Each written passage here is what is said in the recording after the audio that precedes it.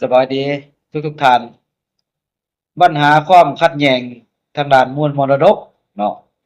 ก็ปรากฏให้เห็นอยู่ในสังคมอยู่เรื่อยๆเนาะบางครั้งจะถึงขั้นลงมือฆาตกรรมเนาะถึงขั้นลงมือทำร้ายร่างกายกันก็มีเนาะที่ว่าปรากฏให้เห็นมีข่าวมาเรื่อยๆเนาะฉะนั้นแล้วมื้อนี้ข้าพเจ้าจะมายกเอาปัญหาเกี่ยวกับการแบ่งปันมวลมรดก เนาะของโลกเนาะมลมนุษย์ของสบายมามลมนุษย์ของพ่อแม่ที่เสียชีวิตเนาะการแบ่งปันมลมนุษย์ระหว่างพวกลูกเนาะของพ่อแม่ที่เสียชีวิตเนาะซึ่งปัญหานี้เนาะได้กำหนดอยู่ในประมวลกฎหมายแพ่งอยู่ในมาตรา577เนาะเว้าเรื่องการแบ่งปันมวลมรดกอ่าของพวกลูกเนาะลูกเนาะหมายความว่ามาตรานี้เพิ่นเว้าว่าอ่า ภายหลังที่พ่อแม่เสียชีวิตเนาะที่ว่าพวกลูกๆเนาะจะแบ่งปันมวลมรดกนั้นเนาะก็ให้ปฏิบัติตามอย่างนี้เนาะอันที่หนึ่งนี้เนาะถ้าหากว่า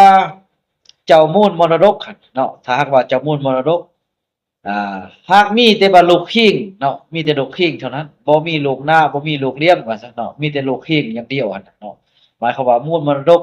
ทั้งหมดของบ่เกี่ยวเนาะรวมทั้งทรัพย์เดิมรวมทั้งสินสมทานครับเนาะก็ถือว่าเอามาหารเป็นพูดเสมอกันเลยเนาะถ้าว่ามีลูกพี่3คนก็หารเป็น3พูดเสมอกัน4คนก็หารเป็น4พูดเสมอกัน2คนก็หารเป็น2พูดเสมอกันแล้วเนาะถ้าหากว่ากรณีว่าเจ้ามูลมรดกเนาะหากว่ามีแต่ลูกพี่เท่านั้นเนาะนี่กรณีที่หนึ่งแต่ว่ามันก็มีอยู่ว่ายกตัวอย่างว่าเนาะถ้าหากว่าผัวหรือว่าเมีย หากเสียชีวิตไปเนาะปะให้แต่อ่าบุคคลใดคนหนึ่งหากอยู่กับลูกเนาะสมมุติว่าบุคคลใดคนหนึ่งหากอยู่กับลูกหั้นนะเนาะเออส่วนว่าสิ่งที่เป็นทรัพย์เดิมของผู้เสียชีวิตหั้นเนาะเออก็ถือว่าสิ่งที่เป็นทรัพย์เดิมของผู้เสียชีวิตลูกก็จะได้รับ3/4กองเนาะ3/4ส่วนว่าผู้ที่ยังมีชีวิตอยู่เนาะเมียหรือว่าผัวหั้นน่ะที่ยังมีชีวิตอยู่ ก็จะได้รับ1/4ของทรัพย์เดิมเนาะส่วนว่าสินสมทรานก็จะได้แบ่งเป็นพูดเสมอกันหั้นแหละเนาะระหว่างผัวหรือเมียที่ยังมีชีวิตอยู่กับลูกส่วนว่าเป็นทรัพย์เดิมของผู้เสียชีวิตนั้นเนาะผัวหรือเมียที่ยังมีชีวิตอยู่กับลูกถือว่าจะได้แบ่งกันว่าลูกผู้เกี่ยวหั้นจะได้รับ3/4แล้วก็ผัวหรือเมียที่ยังมีชีวิตอยู่ก็จะได้รับ1/4เนาะอันนี้กรณีอันที่1เนาะบัดนี้มาเบิ่งกรณีอันที่2เนาะกรณีอันที่2 ถ้าหากว่าเจ้ามูลมรดกหั้นน่ะเนาะมีครบทั้งลูกคิงลูกเลี้ยงแล้วก็ลูกน้าเนาะมี3ลูกสมมุติว่าเนาะมีลูก3ประเภทว่าเออถือว่ามูลมรดกที่ว่าเป็นสินสมทรัพย์ของผู้เกี่ยวหั้นน่ะเนาะก็ถือว่าให้แบ่งเป็นพูดเสมอกันเลยเนาะให้แบ่งพูดเสมอกันทั้งลูกเลี้ยงลูกคิงลูกน้าก็ถือว่าให้แบ่งเป็นพูดเสมอกันเนาะว่ามีทั้งลูกทั้ง3ประเภทบัดนี้กรณี ที่เป็นทรัพย์เดิมเนาะทรัพย์เดิมของผู้เกี่ยวผู้เสียชีวิตเนาะลูกหน้าจะบ่ได้รับเด้เนาะลูกหน้าจะบ่ได้รับทรัพย์เดิมเด้เนาะจะได้รับแต่สินสมทรัพย์ของผู้เสียชีวิตเนาะทรัพย์เดิมก็จะตกเป็นอันน่ะพูดของลูกลูกเลี้ยงกับลูกพี่เนาะจะตกเป็นพูดของลูกเลี้ยงกับลูกพี่ส่วนลูกหน้าจะบ่ได้รับเนาะสิ่งที่เป็นทรัพย์เดิมจะได้รับแต่สิ่งที่เป็นสินสมทรัพย์เท่านั้นลูกหน้าเนาะลูกหน้าหมายความว่าลูกที่ติดมานำผัวหรือติดมานำเมีย เดี๋ยวมาอยู่นำขอใหม่หั่นมาลูกหน้าเนาะคือสังคมบ้านเฮาก็รับรู้แล้วก็เข้าใจนำกันครับเนาะวันนี้กรณีอันที่3เนาะกรณีอันที่3หมายว่าลูกเลี้ยงเนาะลูกเลี้ยงมีสิทธิ์ได้รับอ่าสิเป็นรับผู้ที่เป็นทรัพย์เดิมเนาะรับผู้ที่เป็นทรัพย์เดิมของพ่อหั่นแหละเนาะของเจ้ามูลมรดกหั่นน่ะเนาะบ่ว่าของพ่อหรือแม่นั่นเนาะเพิ่นมีสิทธิ์ได้รับผู้ที่เป็นทรัพย์เดิมของเจ้ามูลมรดกเนาะคือกันกับลูกพี่หั่นแหละเนาะที่ว่าสำหรับลูกเลี้ยงสำหรับลูกหน้าเนาะก็จะบ่มีสิทธิ์ได้รับทรัพย์เดิมของพ่อหรือแม่ที่เสียชีวิตเนาะคือข้าพเจ้าก็ได้ยกขึ้นมาเมื่อกี้นั่นเนาะลูกเลี้ยงนี่มันก็มีสิทธิ์และพันธะคือกันกับลูกพี่ตนเองเนาะ คือกำหนดที่นี้เพราะว่าได้ตัดขาดจากพ่อแม่เดิมน่ะติเนาะบ่เรื่องสิทธิ์ในการรับมรดกเนาะส่วนว่าลูกหน้าลูกติดมากับผัวหรือติดมากับเมียครับเนาะก็จะบ่ได้รับทรัพย์เดิม ของผู้สิเสียชีวิตของผู้สิเป็นเจ้ามูลหั่นเนาะก็จะได้รับแต่สิ่งสร้างเนาะยกตัวอย่างว่าอ่ท้าวก่อเนาะไปเอานางขอที่มีลูกติดมานำเนาะนางขอที่มีลูกติดมานำเนาะหลังจากเอากันแล้วเนาะท้าวก่อและนางขอก็ร่วมสร้างโรงศาลนำกันได้เงิน20ล้านเนาะได้เงิน20ล้านเออแล้ววันนี้พ่อกับแม่เสียชีวิตไปเนาะ ลูกติดมานำนางขอก็จะมีส่วนแบ่งอยู่ในเงิน20ล้านส่วนว่าทรัพย์เดิมเนาะที่มีก่อนเท่าก็ไปเอานางขอหั่นน่ะเนาะมีเงินหลายเท่าใดก็อย่าเนาะที่ว่าลูกที่ติดมานำนางขอหั่นถือว่าจะบ่มีสิทธิ์ได้รับเนาะจะบ่มีสิทธิ์ได้รับส่วนนั้นน่ะของลูกที่เป็นอ่าที่เป็นทรัพย์เดิมของพ่อแม่ของพ่อหน้าหั่นเนาะยกเว้นว่าพ่อหน้าหั่นเนาะหากบ่มีลูกเลี้ยงบ่มีลูกคิงเนาะ บ่มีญาติใส่ต่างบ่มีญาติใส่ของเนาะถือว่าผู้ที่เป็นลูกหน้าก็จะได้รับเช่นกันเนาะ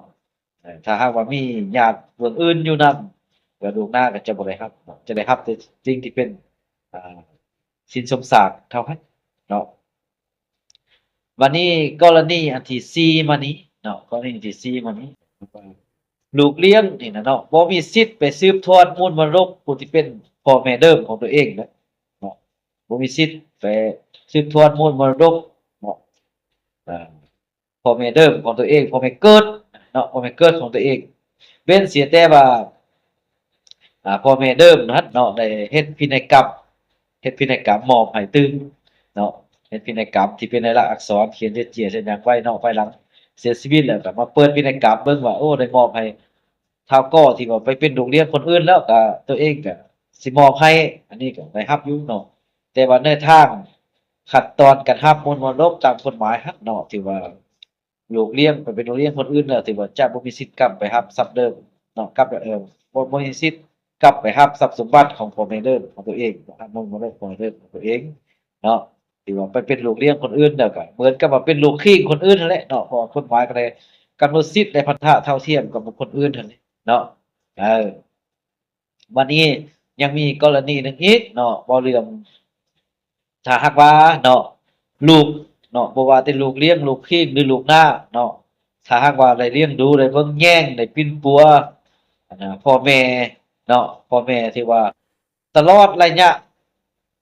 ผ่านมาจนฮอดเสียชีวิตแล้วก็เอาใจใส่เมียนขาบทรงสการโดยตนเองเนาะใส่ทรัพย์สมบัติตนเองใส่เงินตัวเองนั่นแหละความหมายหั่นน่ะเนาะใส่เงินตัวเองประกอบส่วนของในการอ่าเมียนขาบทรงสการเขาในการปกปักรักษาเอ่อ หรือว่าเขาในการเพิ่มพูนคูณสร้างให้ทรัพย์เดิมหั้นอันน่ะมีมูลค่าสูงขึ้นของพ่อหน้าหั้นเนาะที่ว่าก็จะได้รับส่วนแบ่งมูลมรดกหลายกว่าคนอื่น1พูนหลายกว่าคนอื่น1พูนยกตัวอย่างว่ามีท้าวขอไปเป็นลูกเลี้ยงของท้าวก่อเนาะเออท้าวขอก็ได้ใช้เงินใช้คำตัวเองเนาะใช้ทรัพย์สมบัติอื่นๆนั่นแหละเนาะที่ว่าเอาปกปักรักษาทรัพย์สมบัติมูลมรดกของท้าวก่อผู้เป็นพ่อเลี้ยงหั่นน่ะเนาะเออหรือว่ามีการยกตัวอย่างว่าเลี้ยงงัวเลี้ยงควายเนาะมีงัวท้าวก่อมีงัวมีควายซะท้าวขอก็ได้เออ เอาเงินเอาคำประกอบส่วนเขาในการเบิ่งแย่งการเลี้ยงดูการบำบัดรักษาเนาะเออหรือว่าการซักหยากันพยาธิบ่การเฮ็ดเรือนเฮ็ดซ่านเฮ็ดตูมเฮ็ดหยังเลี้ยงใช้อุปกรณ์ใช้งบประมาณเข้าว่าซะเนาะเขาใช้อันงัวควายให้มีการเกิดแม่แพร่ลูกขึ้นมาหั่นน่ะยกตัวอย่างว่าซั่นเนาะมีกำไรหลายขึ้น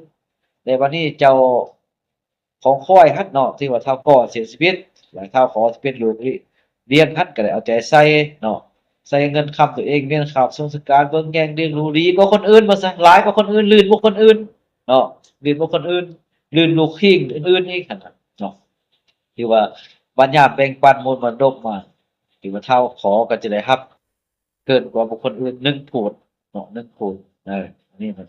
เกี่ยวกับปัญหาการแบ่งปันมวลมรดกเนาะที่ว่าได้กำหนดไว้อยู่ในประมวลกฎหมายแพ่งอยู่ในมาตรา577นี้เนาะ ถ้าหากว่าบ่อนใดมีข้อขัดแย้งหรือว่าผู้ใดบ่เข้าใจเอามาตรากฎหมายตัวนี้ไปเป็นบ่อนอิงเนาะในการแบ่งปันในการจัดตั้งปฏิบัติเนาะถ้าหากว่าปฏิบัติตามตัวนี้มันก็บ่มีหยังสิจะยุ่งยากเนาะยกเว้นแต่ว่าความโลภมากโลภะความ บ่เพียงพอของมนุษย์เฮานี่เนาะได้น้อยอยากได้หลายได้คืนอยากได้ซองได้ซองอยากได้ว่าไปหั่นก็สิเฮ็ดให้สังคมมีความสงบเนาะให้ความสับสนวุ่นวายคือดังหลายข่าวที่ผ่านมานี่เนาะญาติพี่น้องกันญาติซิ่งมวลมนุษย์ผู้เป็นพ่อเป็นแม่ถึงขั้นลงไม้ลงมือกันถึงขั้นฆ่ากันตายก็มีเนาะเฮ็ดให้มีข่าว